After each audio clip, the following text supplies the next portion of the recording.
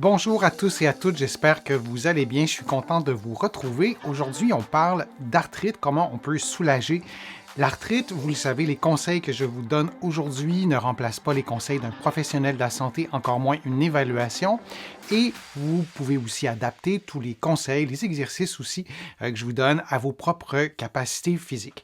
Vous allez trouver beaucoup d'informations, de renseignements, d'exercices aussi dans mes livres, notamment 99 façons de prévenir les effets du vieillissement et aussi c'est normal à votre âge, arguments musclés pour prendre votre santé en main. Et je m'inspire directement des questions que vous m'avez posées récemment sur l'arthrite et on va les voir une par une. Et ça, c'est une question de plusieurs internautes.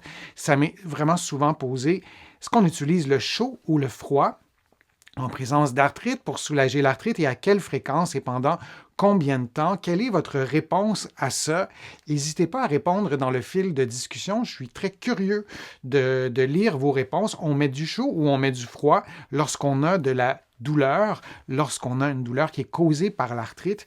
En principe, si on veut soulager la douleur, on va commencer par le froid, par une application de glace qu'on va mettre dans une serviette humide et on va installer l'application environ 15 minutes. Je vous dis ça rapidement, c'est des questions en rafale. Et donc 15 minutes du froid dans une serviette humide, il faut que ce soit confortable. Le froid, ça diminue la douleur. C'est ce que ça fait. Ça ne diminue pas l'inflammation. Là aussi, je vous ai présenté plusieurs vidéos qui vous expliquent pourquoi le froid ne diminue pas l'inflammation et surtout pas l'inflammation de l'arthrite. C'est une maladie systémique. Ça va diminuer la température et surtout soulager la douleur. Par contre, lorsqu'on a de l'arthrite, c'est une maladie qui est chronique. Donc, on peut avoir des tensions musculaires, on peut avoir des fatigues musculaires à différents endroits, selon l'endroit où se trouve l'articulation touchée ou les articulations touchées. Et on peut très bien mettre, par exemple, de la chaleur dans le bas du dos parce qu'on aura des tensions musculaires, chaleur humide, qu'on enveloppe. On enveloppe, si vous prenez un coussin que vous allez envelopper d'une serviette humide, vous allez placer la chaleur dans votre dos et vous pourriez très bien mettre de la glace sur votre hanche. Donc, on peut combiner les deux aussi. Et il y a des personnes qui sont soulagées en alternant chaud et froid, toujours dans les mêmes modalités, la même façon d'appliquer le chaud et le froid. Et en général, après 15 minutes, 20 minutes, on retire le froid ou le chaud. Et s'il n'y a pas de différence, si ça ne vous soulage pas, vous ne l'utilisez pas. Et dans certains cas, avant de faire des programmes d'exercice, de faire des exercices spécifiques, en étant très prudent, en n'en faisant pas trop d'exercices, mais on peut mettre un peu de chaleur pour assouplir un peu l'articulation. Ça peut être une façon aussi intéressante d'utiliser la chaleur dans un contexte d'exercice, mais toujours en s'assurant de ne pas trop en faire. C'est quoi le rapport entre l'arthrite et l'arthrose? C'est probablement la question qui revient le plus souvent quand je parle d'arthrite et d'arthrose. Eh bien, je vous le disais, l'arthrite, c'est une famille, une grande catégorie de maladies inflammatoires qui touchent les articulations. L'arthrose, c'est une de ces déclinaisons de l'arthrite. L'arthrose, c'est l'usure des cartilages, c'est éventuellement l'absence de cartilage dans des niveaux très avancés d'arthrose. Et mettons en contexte aussi que l'arthrose, c'est un processus normal jusqu'à un certain point. Avec les processus de vieillissement, nos cartilages vont s'user.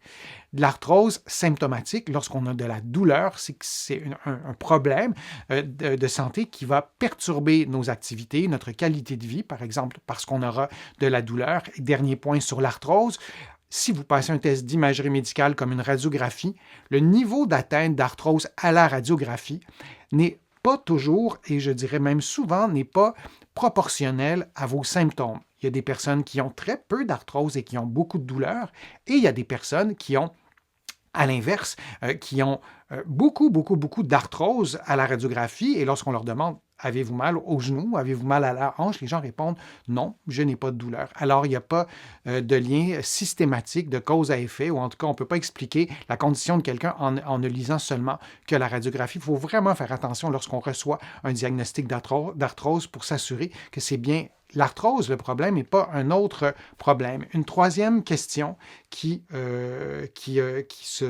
m'est souvent posée, oui, c'est celle-ci. Est-ce possible de vivre une longue vie sans arthrite? Est-ce que c'est automatique avec l'avancée en âge qu'on aura de l'arthrite? La réponse à la question, est-ce que c'est possible de vivre longtemps sans arthrite? La réponse, c'est oui. On n'a pas systématiquement de l'arthrite.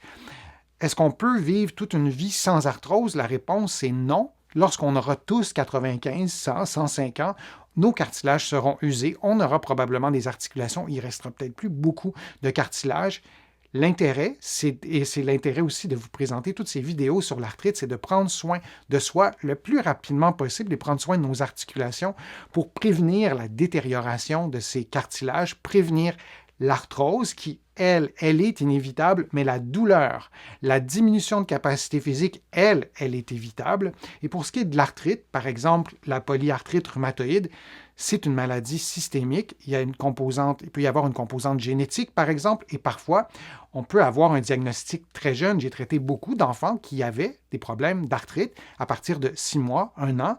C'est plus rare très, très, très jeune, mais ça arrive, ou peu importe l'âge, mais durant l'enfance, ça arrive. Et souvent, ces enfants-là n'avaient pas de facteurs de risque, mis à part parfois des facteurs génétiques. Donc, l'arthrite, on ne peut pas répondre systématiquement à la question, mais pour ce qui est de l'arthrose, oui, on peut y échapper dans plusieurs cas. Alors, l'arthrite, c'est un vaste sujet et déjà, en ayant ces informations-là, vous pourrez prendre soin de votre santé. Vous allez trouver sur ma chaîne beaucoup de programmes d'exercices selon les articulations, selon la région du corps, selon le type d'arthrite. Je travaille très fort pour vous offrir des programmes spécifiques aussi à des types d'arthrite très précises. Alors, vous allez trouver tout ça sur ma chaîne. Prenez soin de vous, les exercices, la médication, vos habitudes de vie, incluant l'alimentation.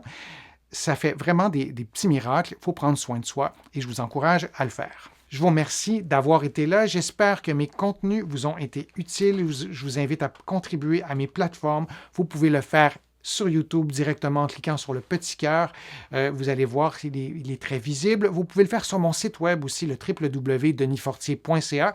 Vous cliquez sur l'onglet « Contribuer » et lorsque vous serez sur mon site web, vous pourrez vous abonner gratuitement à une infolettre hebdomadaire, à des courriels thématiques qui vous donnent des conseils, qui vous donnent des exercices sur des sujets précis. Tout ça est gratuit. Vous allez trouver aussi beaucoup d'informations dans mes livres que vous allez trouver partout en librairie, ici au Québec, au Canada, mais aussi de l'autre côté de l'Atlantique et je vous mets le lien dans la description de la vidéo pour que vous puissiez les trouver facilement.